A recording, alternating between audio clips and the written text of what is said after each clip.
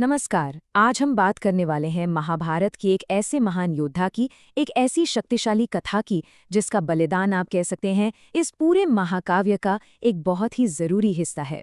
जरा सोचिए, एक ऐसा योद्धा जिसके पास इतनी ज्यादा शक्ति हो कि वो चाहे तो कुरुक्षेत्र का पूरा युद्ध सिर्फ एक दिन में खत्म कर सकता है। और ये कोई कल्पना नहीं है, ये कहानी है महाभारत के एक असली पात्र की। तो कौन थे ये योद्धा? इनका नाम था बर्बरीक। जी हाँ, वही घटोत्कच के पुत्र जिनमें बचपन से ही कुछ असाधारण, कुछ दैवीय शक्तियां मौजूद थीं।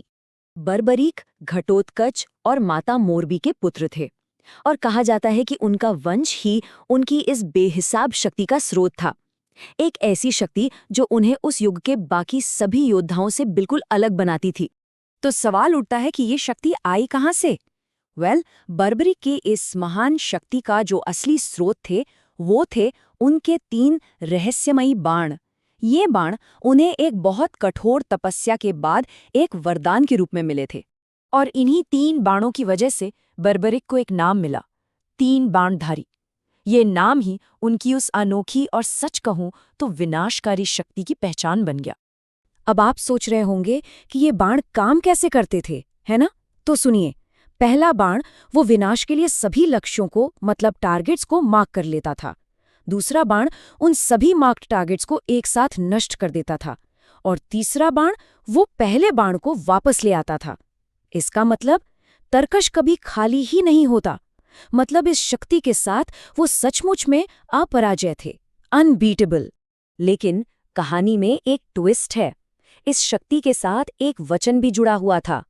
बर्बरीक ने एक बहुत नेक इरादे से एक प्रतिज्ञा ली थी, पर इसी प्रतिज्ञा ने एक ऐसी उलझन पैदा कर दी जो पूरे के पूरे युद्ध को ही खतरे में डाल सकती थी।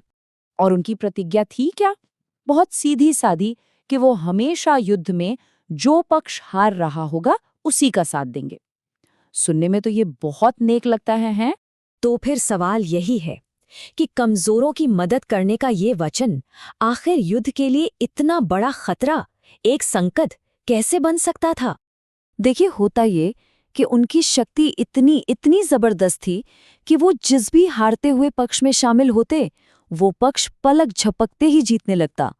और जैसे ही वो पक्ष जीतने लगता, उनकी प्रतिज्ञा के हिसाब से उन्हें फिर से पाला बदलकर उस पक्ष की ओर जाना पड़ता जो अब हार रहा है। और ये सिलसिला, ये चक्र तब तक चलता रहता जब तक दोनों सेनाएं पूरी तरह खत्म नहीं हो जाती और कुरुक्षेत्र के मैदान में सिर्फ और सिर्फ बर्बरीक अकेले बचते। और ये पूरी स्थिति, ये पूरा गणित श्री कृष्ण समझ चुके थे। उन्होंने ये देख लिया था कि बर्बरीक का युद्ध में होना उसके परिणाम के लिए कितना बड़ा खतरा है। इस महाविनाश को रोकने के लिए उन्होंने खुद इसमें दखल देने का फैसला किया।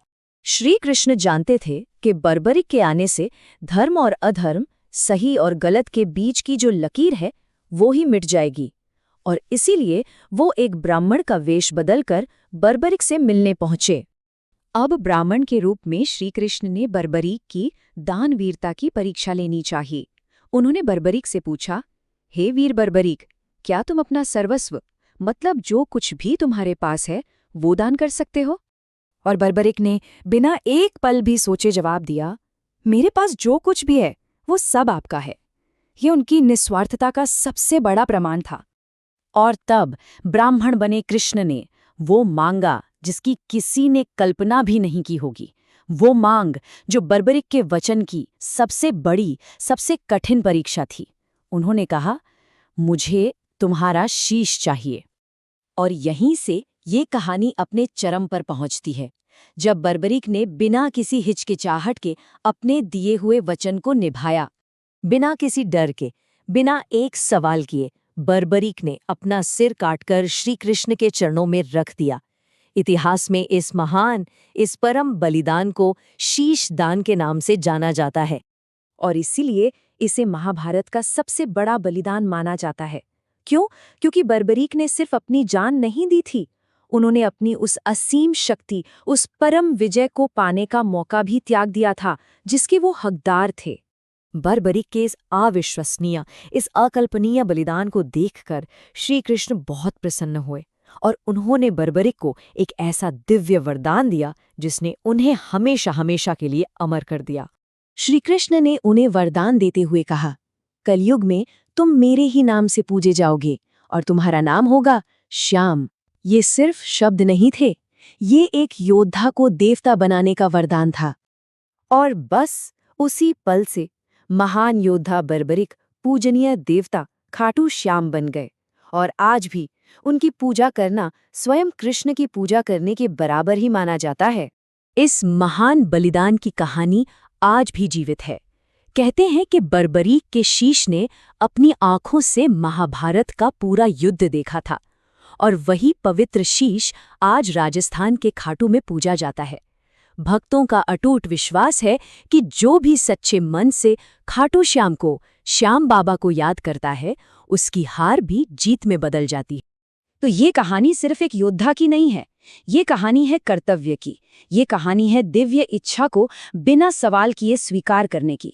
ये एक ऐसे बलिदान की कहानी है जिसने एक योद्धा को भगवान बना दिया और शायद हमें यही याद दिलाती है कि जिंदगी की सबसे बड़ी जीत अक्सर सबसे बड़े त्याग में ही छुपी होती है।